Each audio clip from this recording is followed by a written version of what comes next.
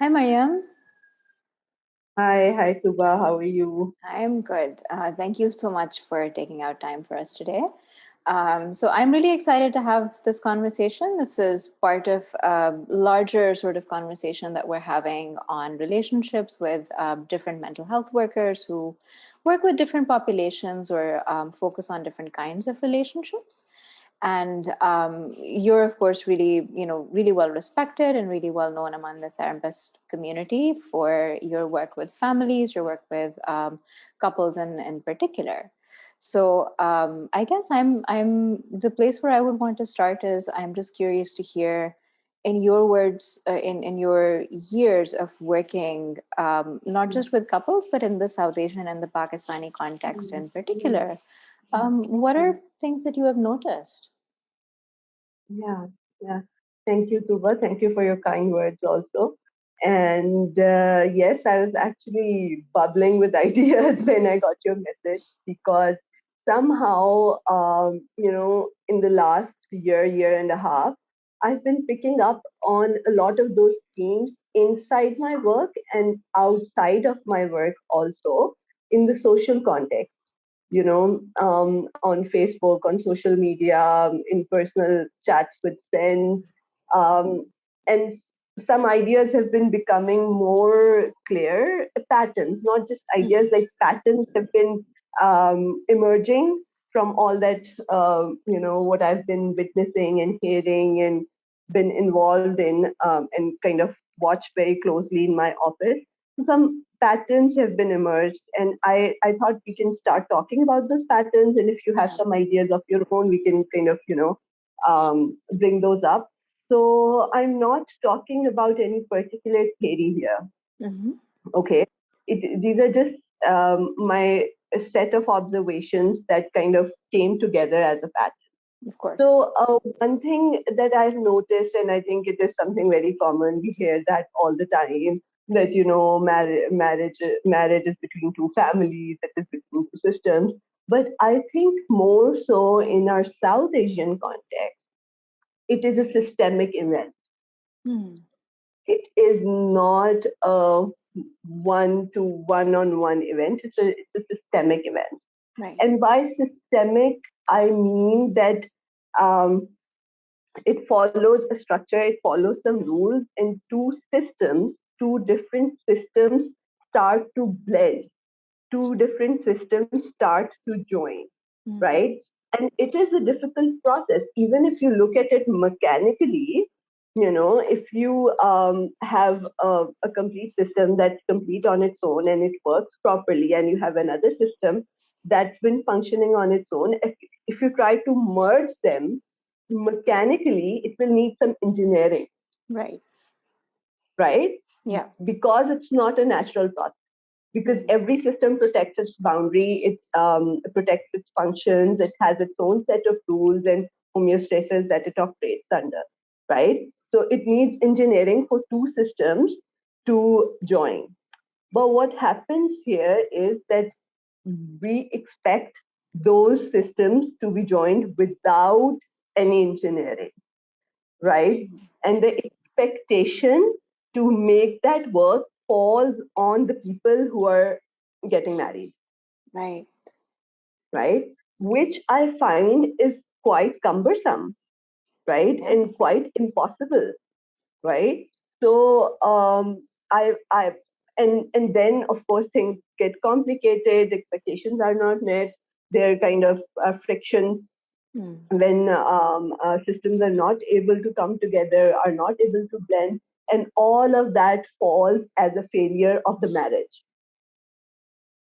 Okay, so that's something that I've been observing for a long time. That there are no set of expectations or rules or anything like that to guide that process, Mm. especially here in our society. So yeah, I was saying that we are not given any guidance or any set of rules or anything to help us through that process. Mm. It is just expected out of the goodwill of people involved in the system that that process will happen on its own, and it doesn't, right?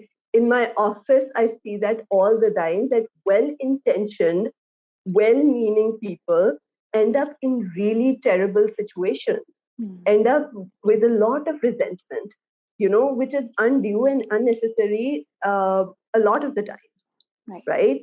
And I am talking about systems and marriages. I'm not talking about abuse. I'm not talking about abusive in-laws. I'm not talking about, those dire circumstances. I'm talking about like very well-intentioned people, normal families who are really looking forward to blend and have that process, are not able to do it because it is not an easy process, and it needs some kind of clarity and awareness that we don't get into the marriage with, into this process with. Okay, so I feel that generally, there are a lot of unsaid and unspoken rules in both sides of the family. Even during the process of planning the wedding, those things start to come up. Who's going to pay for what, who's expected to invite how many people, how many events. So when you're doing that, even at that point, those differences start to come up. Right. And it seems like the rules exist, but there's no clarification. Nobody's aware of them. However, when the rules are broken, then there are emotional repercussions, relational repercussions, even though nobody was aware. Oh, this was a rule that I was supposed to follow. Exactly. And most of the times, the system who has those rules is unaware of those rules also, right? So it is like when I'm getting married, I'm going into a system. I am not sure what is expected of me, but the system itself is also unaware of those rules until they become evident, until they're challenged or broken or kind of create a problem or are identified. Say.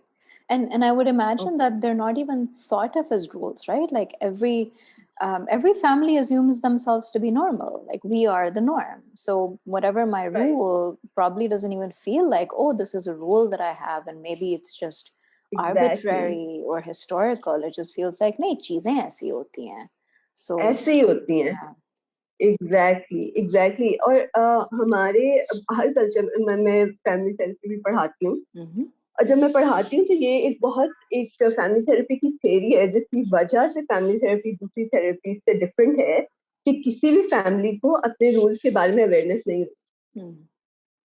And जब वो therapist के office में आते हैं as a family, तो therapist identify करता है कि क्या रूल्स हैं और क्या रूल्स हैं जो कि हेल्पफुल हैं और क्या रूल्स हैं जो काउंटर प्रोडक्टिव हैं इस सारी सिचुएशन में. ठीक है, तो किसी भी फैमिली को नहीं होती. अब जो नया मेंबर आता, अवेयरनेस नहीं होती, लेकिन वो ऑपरेट कर रहे होते हैं उसके अंदर. You get it? It's like a complex situation. Rules की अवेयरनेस नहीं है तो इसका मतलब नहीं कि रूल्स का आपके ऊपर कोई प्रेशर भी नहीं पड़ा. सही. असर नहीं पड़ा. वो पढ़े, हर कोई उसके अंदर ऑपरेट कर रहा है, लेकिन उसके बारे में कोई अवेयरनेस नहीं है. Right? I'm curious if there's sorry, I'm cutting you off, but I'm curious if there's an example that you could offer of, a rule like that a family can be unaware of. Yeah, for example, general एक हम तो बहुत progressive लोग हैं, right? और हमारे यहाँ तो किसी के ऊपर कोई पाबंदी नहीं है, जो चाहे वो कर सकता है. ठीक है. And then there is a family dinner, right? That you're not able to attend because you have like a work meeting or some other commitment, right? Right. But at that time, that unspoken rule that we have to be together on certain events, and there's no exemption to that, that just becomes prominent. Right. Right? Or, for example, हम इस family में लोग गुस्सा नहीं करते. ठीक है. right? So then अगर आपको गुस्सा आएगा तो आप इस फैमिली में फिर क्या करेंगे? Right? तो ये तो एक रूल है कि आप, इसका मतलब है कि फिर गुस्सा लोग फैमिली के अंदर नहीं करते, वो कहीं और जाके, ठीक है? तो इस तरह के रूल्स होते हैं, ये कि we get up at certain at certain point in the morning, और इस तरह के बहुत सारे रूल, हमारे यहाँ कोई देर तक नहीं सोता, ये इस तरह की चीजें होती हैं जो कि आपने कभी भी स्टेट नहीं की होती, लेकिन the moment a new person comes in, वो रूल्स धीरे धीरे धीरे धीरे एक्सपोज होने शुरू हो जाते हैं, ठीक है?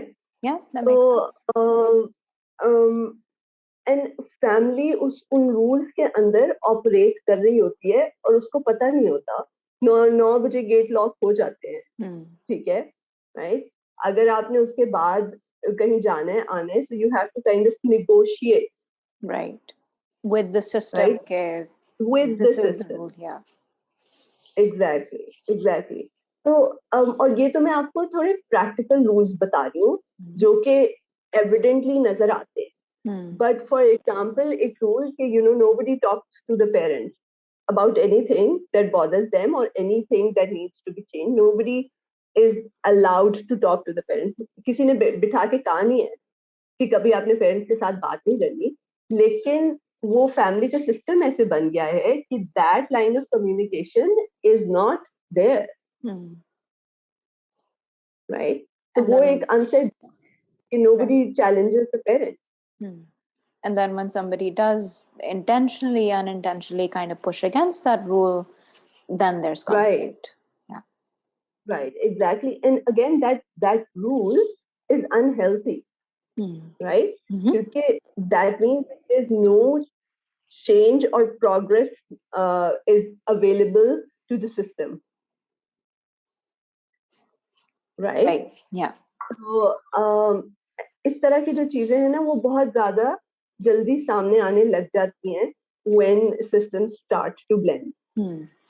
So one thing that I was curious about also is, you mentioned at the beginning that those systems आपस में merge करते हैं, and then the weight of the negotiation and the compromise is then on these two people. Okay, this marriage will now uphold both these two systems, which sounds really heavy.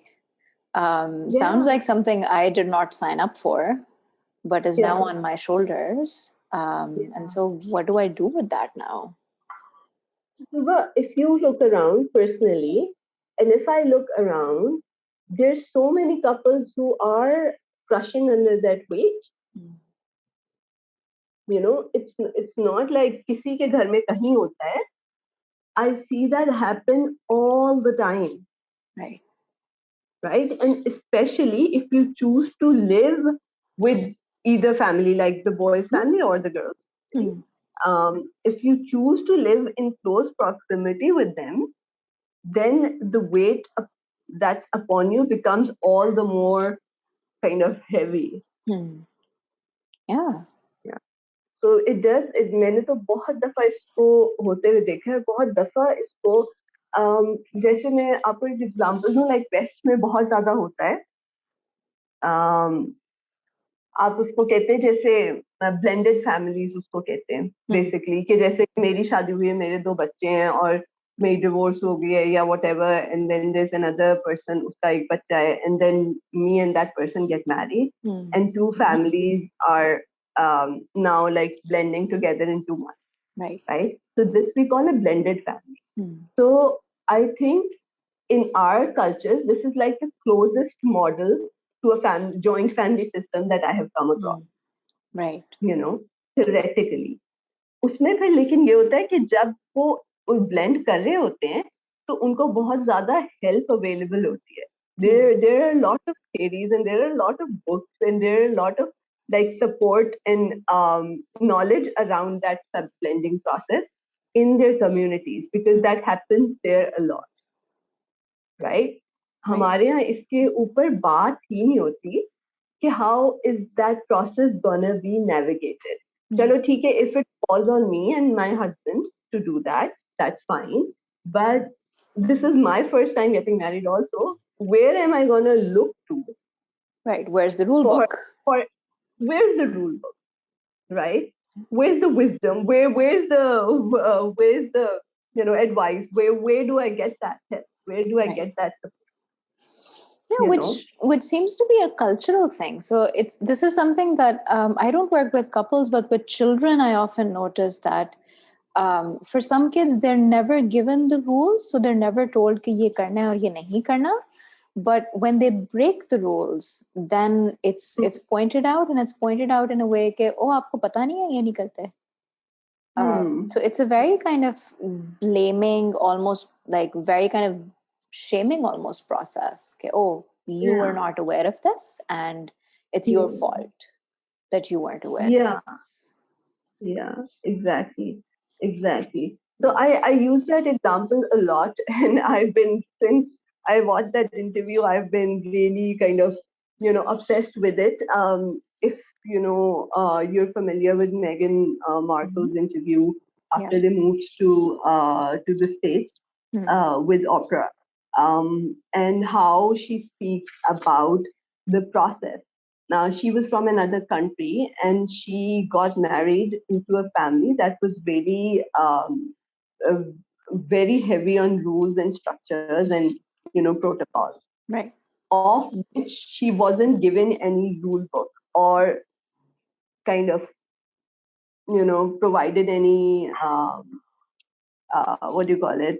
Any support or any kind of teaching in that matter. Although they have a rule book, all of that is written. Yeah. So she wasn't coached into that, and she was very clear on the fact that it was very jarring that nobody even considered that I don't even know the national anthem. Nobody even thought that I need to be taught that. And nobody even thought that I didn't know how to courtesy, and I needed to be taught that. And when to courtesy and when not to courtesy. Yeah, who to courtesy to. ये सारे वहाँ के बहुत strict किस्म के protocols हैं, ठीक है? And she was so unaware, and she was just so like jarred by all of that. Right. Okay, and then the system itself had really specific rules, and it is so close to our joint family systems or our like South Asian family system, because our hierarchies are very much intact within our family systems, right? Yeah. So much so, I mean, जो British monarchy का system है, उसमें hierarchy बहुत strict है, right? Very clear, like elders, parents, older siblings, younger siblings, older siblings, children, younger siblings, children's, and all of the politics that comes with that. Yeah, and if you were to just take it and map it on any traditional Pakistani joint family system, it will fit word for word. बड़े भाई के पास ज्यादा space होती है, उसकी बीवी के पास ज्यादा स्पेस होती है, उसके बच्चों की जो फर्स्ट बॉर्न होते हैं उनकी ज्यादा स्पेस होती है, बेटियों की निस्बत बेटों के बच्चों की ज्यादा स्पेस होती है, एंटाइटलमेंट होती है, whatever. So word for word it fits. Right. And for somebody who had grown up in a society that did not acknowledge that system of hierarchy, who believes in freedom, who believes in freedom of speech and choice and all of that, it was suffocating for her to the point that she became suicidal. Yeah. Right? Now we have a set of girls and boys who are being raised in that kind of with those kind of westernized values. Right? Feminism and freedom and romance and personal choice, all those things, personal choice, personal space, right? We've been like millennials and post-millennials, thoda sa pre-millennials and post-millennials, those are the values we've been raised with, right? And then the family system hasn't really changed. Right. And when that blending process happens, right, I'm extremely suffocated.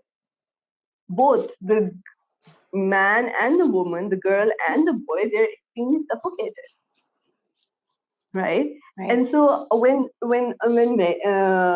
Meghan decided to speak up, I thought that she spoke up for a lot of Pakistani or South Asian women. You know, I know you don't work with families or couples, but you do work with individual women, and I do work with individual women. And actually, most of them at this point, all of them actually are married. And some of them got married in front of me. Like I was working with them when they were single, and then they got married, and I'm still continuing to work with them. And the process that Meghan kind of identifies, the emotional stressors, the suffocation, the kind of cultural shock, that she received, and that kind of transformed her personality, that she couldn't recognize that she was the same person. Happens to so many of my clients, happens to so many of them. And then there are women who I am seeing, like, who have been married for 20 years, 15 years, 17 years, and I'm only seeing them now. And the stories they tell me of that kind of transformation of them losing themselves, or them kind of trying to accommodate in the system in a way that it took something out of them. Right. So those things are really depressing to hear, Tooba. Yeah. And that it is unrecognized. If somebody is beaten up and is traumatized and is abused, that is recognized as okay, that is recognized as something terrible happening to them. But this is such a silent streak, that goes on, and that continues intergenerationally, that I'm going through that mental trauma, I'm going through that mental kind of confusion and ambivalence and fear and care of what is going to happen to me in this new system, and I don't understand a single rule, and when I begin to understand it, it doesn't coincide with my values, and I have to shift those values to be able to fit in. And that is doing something to me, that is making me feel very, depressed. And that is continuing on to my children. The time that is supposed to be spent me building a family, enjoying my relationship, getting to know my husband, getting to enjoy my children, give them like a family environment where they can thrive, is all spent on me mentally just pushing away those dynamics, fighting with them, right? Enough so that I can survive. Right. Which so I think that's like a silent thing that's been happening, and nobody talks. Nobody talks. Right, like that is the thing that happens in every family.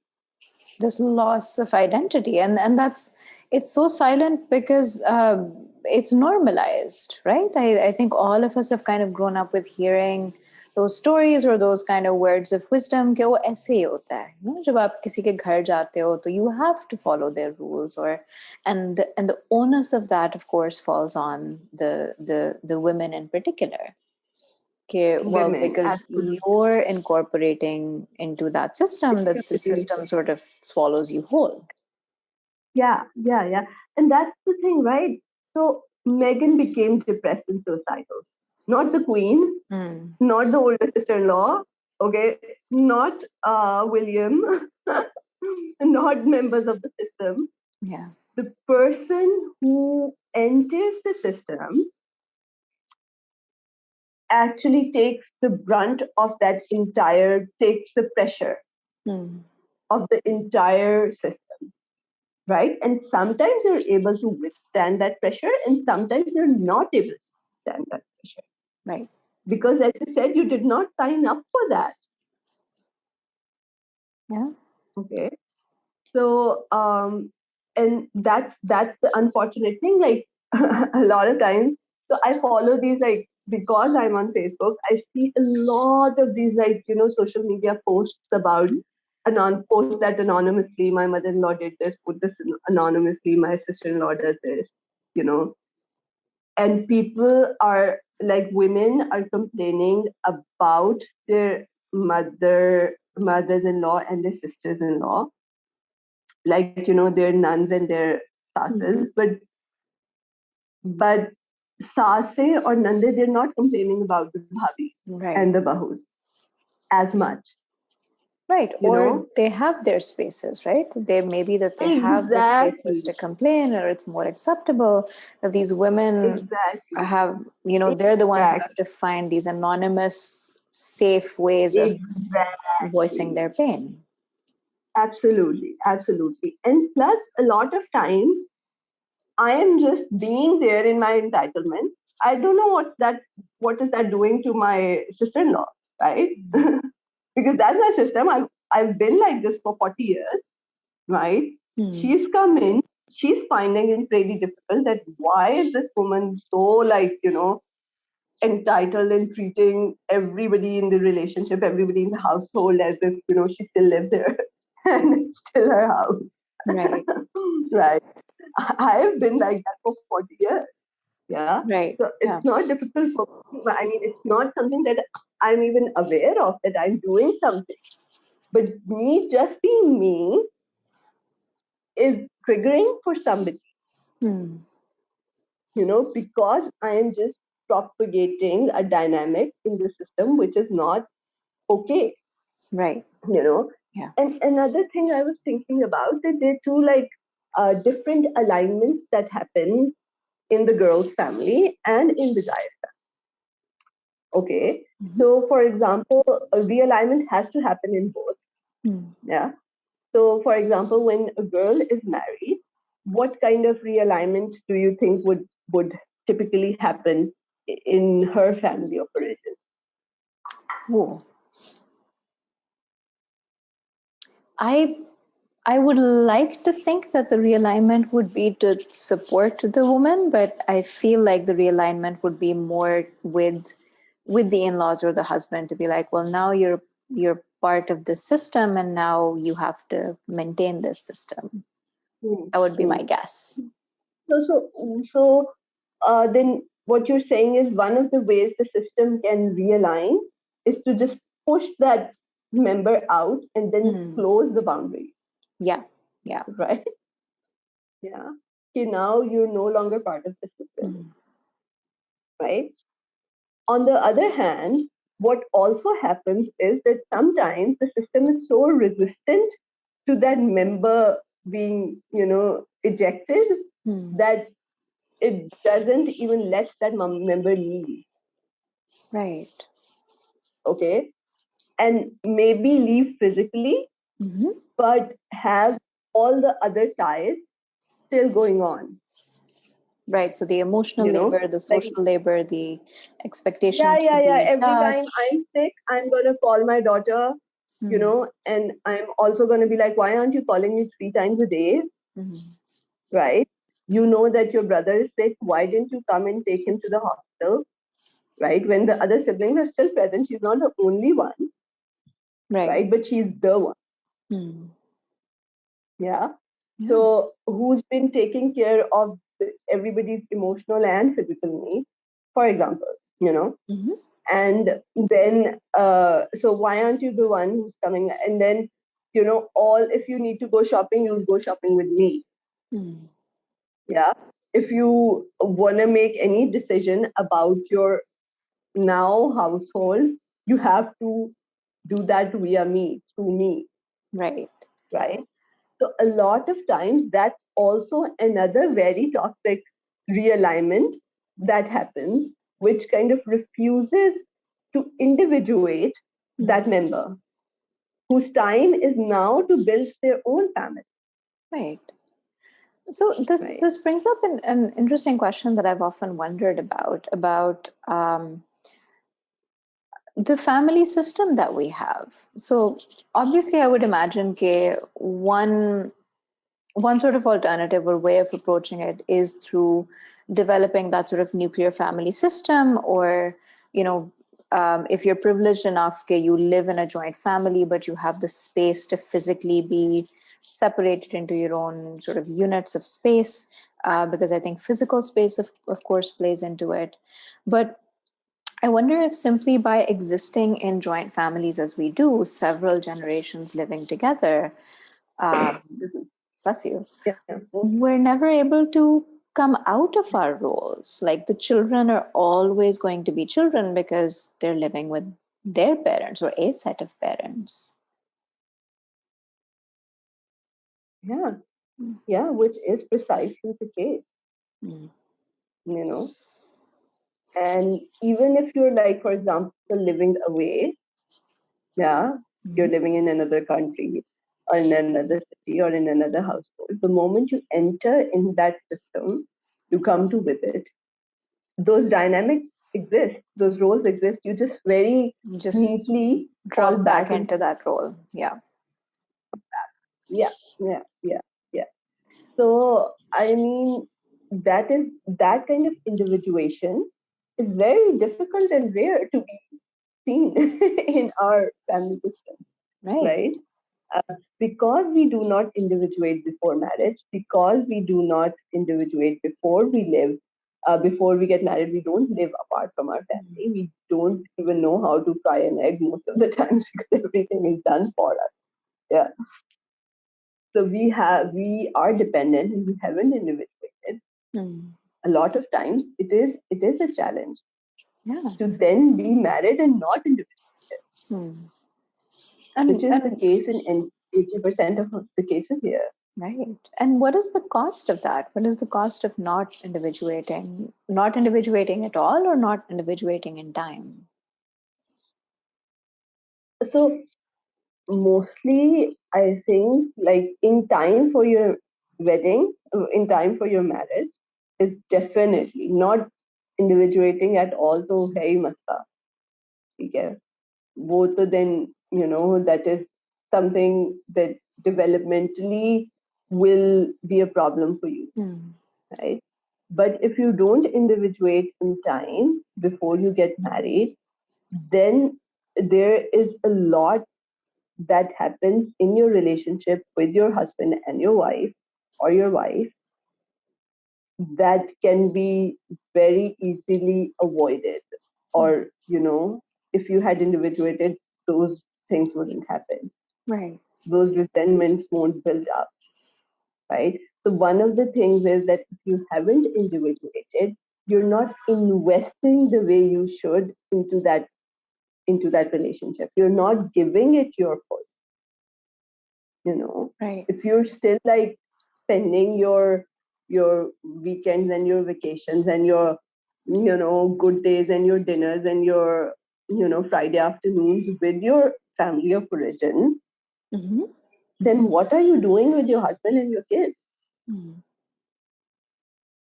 You're just trying to incorporate them into that system, and there's nothing that you're doing with that, and that causes a lot of problems and resentment. Mm. You don't even explore your full potential. Right. Yeah. So, assuming that the family structures that we have are probably going to be around to stay, or it's going to take like several years before we look very, very different. And also assuming that on the average most people want a good marriage, right? Like it's very rare that families Yeah. go into it wanting to be like, oh, we want we want this to be terrible. Yeah, Um, exactly. so, Yeah. so what are some things that families could do to be supportive? Like, you mentioned being aware of your own rules maybe is something that's good for a Mm, starter. But mm, let's say for the family, for whom the individual is leaving, and for the mm, family where the person's coming in, how does mm, that mm, system become supportive, and how do they actually build the kind of healthy relationship that they want to have? mm. I think that's a very good question, Tuba, and I am gonna speak from the experience of my individual clients, right, as well as my couples and families that I'm working with, because there's a lot that I've collected from them. Yeah. Right, and mostly they're very little things that you need. Yeah.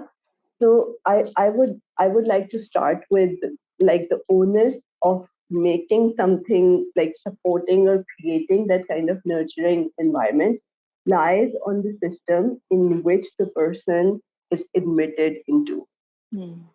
Okay. So I think the process needs to begin there. Yeah.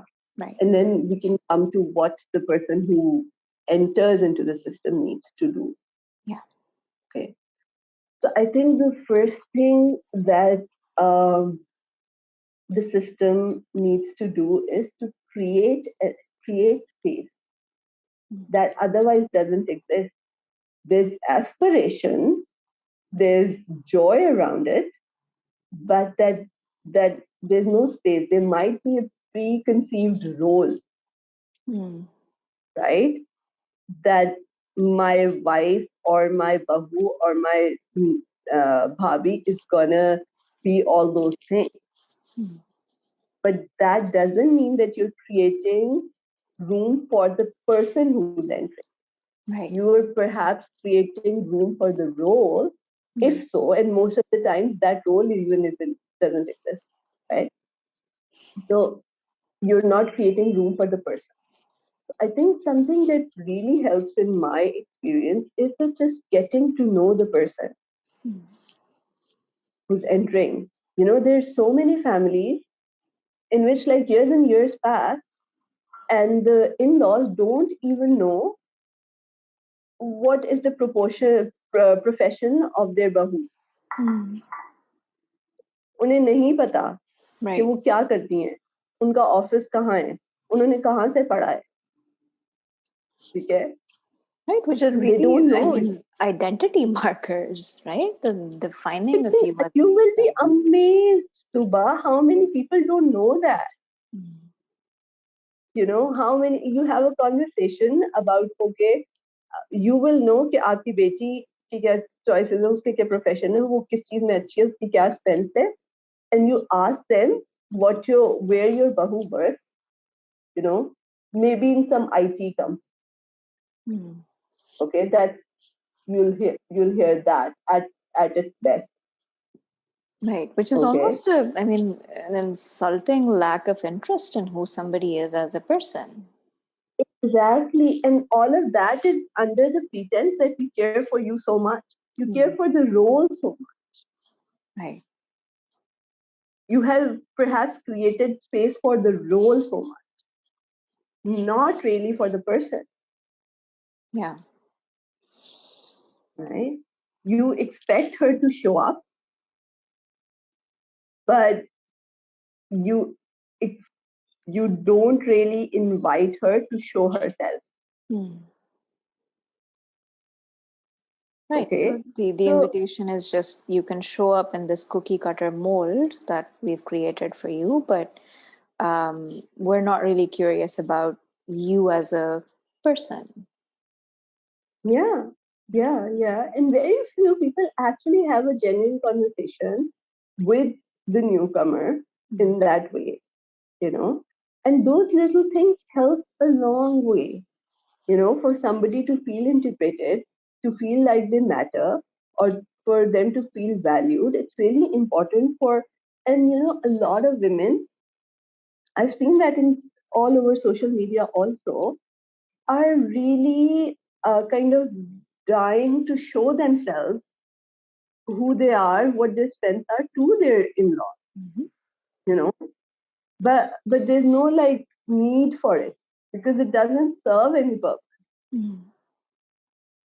Right? Right. So then when I'm not invited, when I'm not treated as somebody who is valued or somebody who matters, then of course I'm going to close up and I'm going to draw boundaries and I'm going to get resentful, right? Because you know as a therapist, I know as a therapist that not feeling seen is so traumatic. Yeah. And It's if so I dramatic. can't be seen, in functional, healthy ways, then I will find dysfunctional ways to be seen. Yes, yes, absolutely, absolutely. And that happens all the time. That happens all the time. So, I mean, this little thing that if you can spend some genuine time just getting to know the new member, right? Forget about creating space. Usko bhul jaye. I mean, that'll come later. If you can just show some genuine interest in who he is, who she is, and just try and get to know them a little bit more, I think it'll help that kind of blending process a lot. Right. Yeah. Yeah. Now, on the side of the person who's entering into the system, I think again a lot of like so many processes are jumbled up that you don't really get like a fair chance to integrate. One of the things that's happening that is so unrecognized and under kind of under recognized, I would say, is that I'm mourning the loss of my system, Yeah. my familiar space, my space where people know me, people understand me, people laugh at my jokes. Okay. I speak the same language.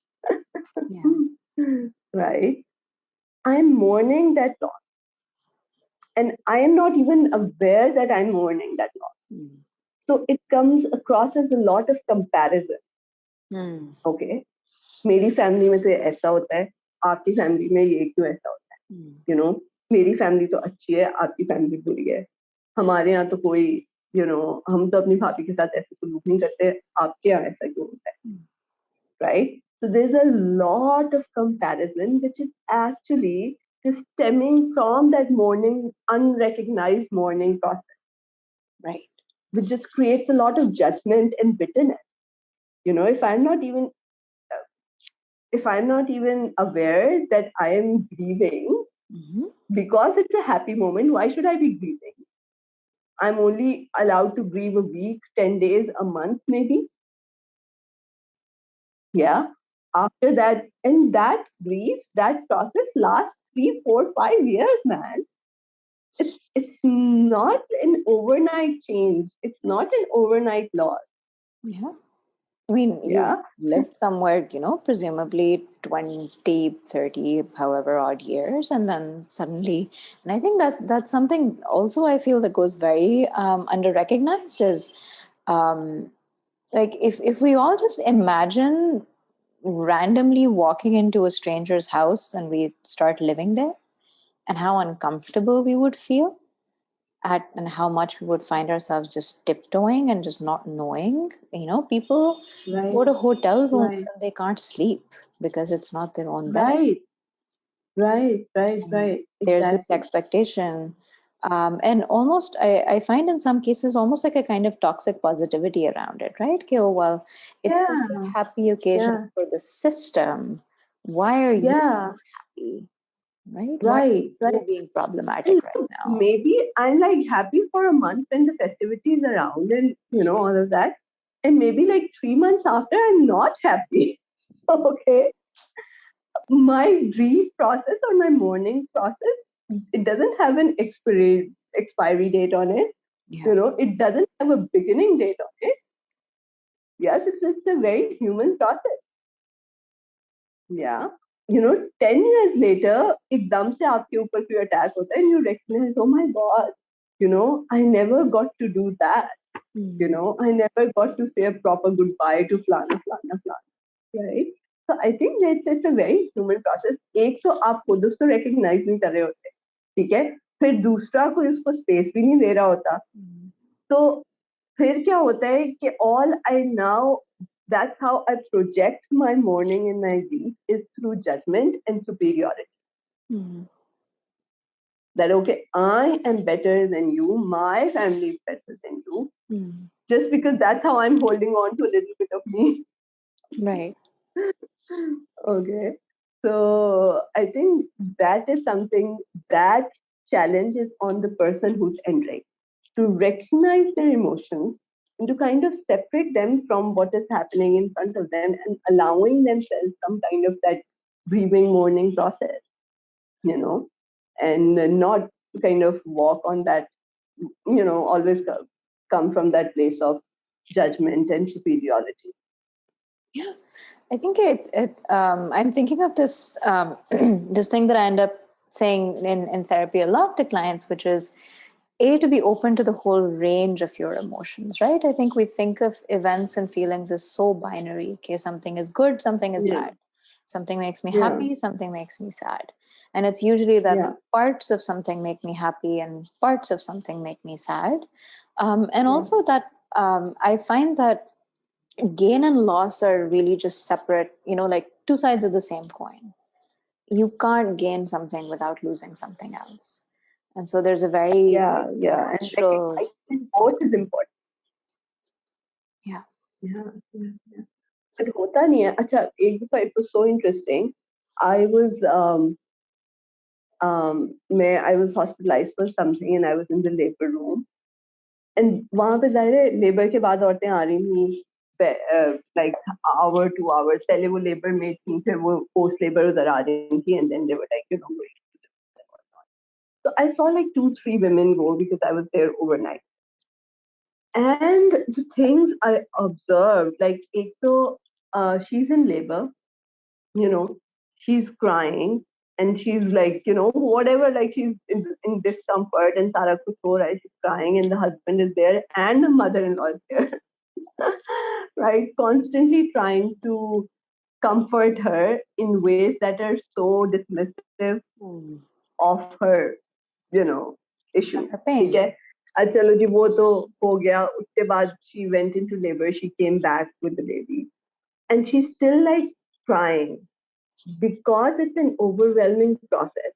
Yeah. Perhaps the physical kind of वो जो उस वक्त urgent pain होता है वो dissipate हो जाता है, but जो आपका अभी तक body जो होती है वो आपका nervous system उस process को महसूस कर रहा होता है, vibrate कर रहा होता है, ठीक है? तुम अब क्यों रो रही हो? अल्लाह ने तुम्हें इतनी बड़ी नेमत दे दी है, अब तुम्हारे रोने की क्या जरूरत है? चलो चलो बेटे शाबाश उठो मुंह हाथ धो और पंजीरी खाओ. And she's like throwing up because your system is not ready to receive something वो बहुत ज़्यादा उस वक्त traumatized हुआ होता है. Yeah. It's really like एक transformation में से गुजरा है, right? And इतने ज़्यादा आपको बीच में वो लगे होते हैं like जो epidurals लगे हुए हैं और सारा कुछ आपकी. तो नहीं प्लीज पंजीरी खाओ, पंजीरी ही से सारी औरतें ठीक होती हैं, उसी से तुम्हारे जिस्म में ताकत आएगी. And she takes a bite and she throws up, and she's not able to do it. And मियाँ भी सास भी सारे उसके ऊपर सवार हैं कि इस मिनट के अंदर you should be grateful for what you've received, you should be physically okay, and you should physically be okay to listen to somebody else's instructions, right? And that happened once, and then it happened twice, and then it happened the third time around, like with one woman and the second woman and the third woman. And I was like, oh my God. This is a pattern. How that this is a pattern. This is a pattern.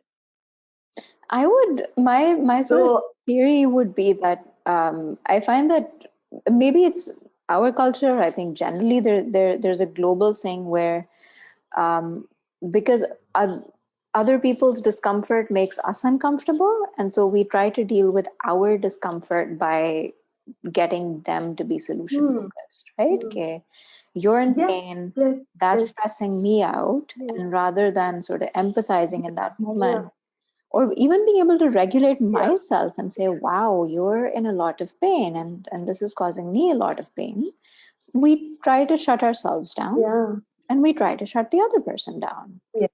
I don't want to feel it, so you stop feeling it. Yep. So I'm not expecting that you will become so emotionally intelligent in that moment, right? So then just recognize that you need distance. Just And that's my kind of solution to most problems, because I don't think that you can get somebody to emotionally evolve Right. in this process. But I do think that a lot of acceptance and understanding of what's going on with you and within the system helps the system evolve, in my experience. Okay. But generally, I feel that, having some distance is essential. Is essential. And आप किसी भी angle से आ जाएं, आप religious angle से आ जाएं, आप social angle से आ जाएं, आप किसी भी एंगल से आ जाएं, you can not make someone live with you in such a close proximity. Right. 3 कमरों के घर में एक कमरा आप किसी को दे के you can't make them happy. So there's, I think physical distance is essential. right. Some kind of physical space, चाहे आप जॉइंट फैमिली के साथ रह रहे हो, उसके आगे रह रहे हो, उसके पीछे रह रहे हो, उसके साथ वाले घर में रह रहे हो, ऊपर वाले पोर्शन में रह रहे हैं, doesn't matter, but some kind of physical distance, and your ability to have a physical distance, which means that you have a place to go, like you everything is not embedded with that system. Like you have work to attend to, you have kids events to attend to, you have something else outside of the system to attend to also. Right. So like different ways of being connected to your identity, right? Where a marriage or a new family is a part of your Right. identity, but isn't really sort of swallowing you whole. Exactly. Which I would imagine is also a part of it. I think that for women who do that difficult negotiation of having an identity through work and education or social engagements, their challenges are different. But also women who don't have access to that or lose access to that, I would imagine that holding on to your identity becomes even more difficult. You're just yeah, I agree. Well, if you don't want to work, don't work, fine. Have a set of friends that you can go out to and meet 2 times a week, 3 times a week. Have like a place outside of both the systems, for you to kind of have one foot in, to give you that kind of reality check. Excuse me, मुझे सुबह से बहुत जल्दी allergies हो रही है. So I think that those are some antidotes that I suggest to people, Right. who are getting married and who are choosing to live with the system, to have those kind of boundaries, where they have a life outside of the system, work or otherwise, where they can step out and come back into the system with their choosing, with their choice. Yeah. And what about within the system of those two individuals? So, we're talking about the unit having space from the system, but I would imagine living with somebody 24/7 for an extended number of years has to get tiring some days. No, absolutely. And that's when, like, if you're individuated enough before you get married, you will know how to keep that balance with your own partner also. Right? For him to be able to go out and be with his friends, and for you to be able to go out and be with your friends or family and work, or just have some alone time and have like a home kind of office or whatever, just to be apart a little bit. Right. That is also essential. Yeah. And I think the last question that I'm curious about is, so there's, the unit of the people who get married, there's the system of the two families that are coming together, and those systems are then embedded in these larger cultural, economic, gendered, political, systems as well. And one thing that you pointed out was, obviously, as is the case with any power, any privilege, the person with more power has more responsibility, right? Not the person with less power. That's why the system is more responsible than the person. So what about those larger systems? How can they facilitate healthier, happier marriages in our society? Yeah, I actually thought about that. For example, what you're doing right now is something of a contribution to that larger system.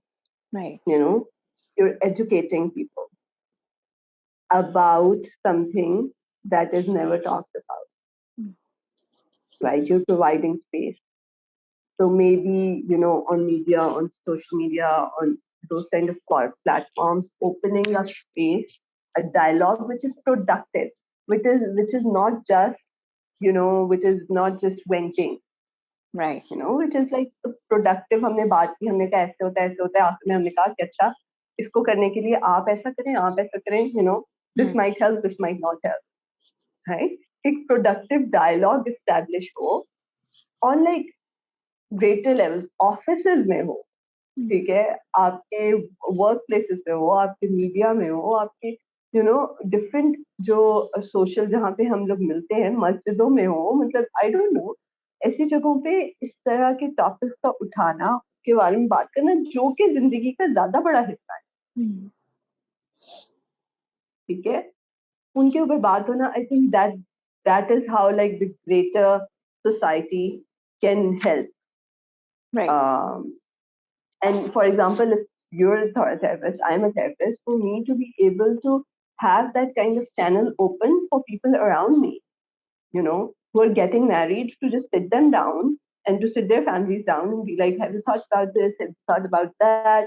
What is going to be, just to have that conversation. I'm not suggesting anything, just opening your mind up to a couple of possibilities, So I think ye general responsibility, and if I'm a little bit aware, to kind of create that awareness around. Right. Yeah.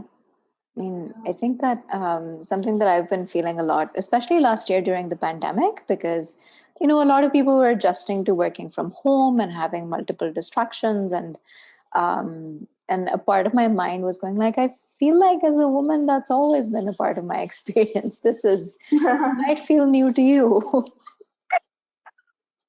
But I have been juggling this for years. So I think that I think also like taking the COVID pandemic into account, one thing that I think globally we have recognized is that we're not separate, right? So the work is not separate from what is happening at home and what your home life looks like. And if it gets to be separate for you, that's definitely privileged, and that's worth looking at. Yeah, I agree. Amazing. Yeah. Awesome. Well, Maryam, thank you again so much for your time. Thank you for giving me this opportunity, actually. I was actually meaning to speak about it for a long time. I'm glad.